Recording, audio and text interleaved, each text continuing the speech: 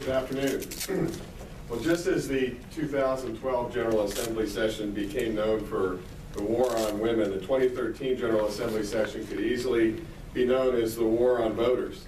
Last year, Virginia was a major presidential battleground, and Virginians turned out in large numbers on Election Day to cast their votes.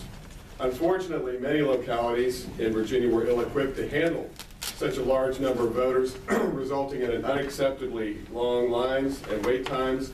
3 hours in Prince William County. There were precincts in Virginia Beach where the lines were 5 hours. That is unacceptable.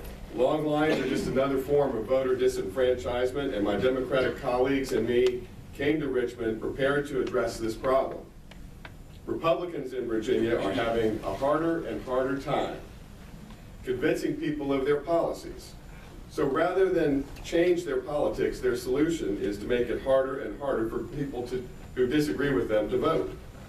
We introduced common sense reforms with one simple goal: make it easier for Virginians to vote. Extended polling hours, no excuse absentee voting, making it easier to register to vote, making it easier to get an absentee ballot, making it easier for our military personnel to vote. All of these common sense reforms offered by my Democratic colleagues and me met the same fate. They were defeated by the Republican majority here in Richmond. And how did the Republican legislators respond to the long lines we saw last November? With legislation designed to make voting harder, confuse voters, and suppress the vote. They passed harsher voter ID laws, restricting the kinds of IDs you can show at the polls. They've attempted to change the way Virginia allocates its electoral college votes.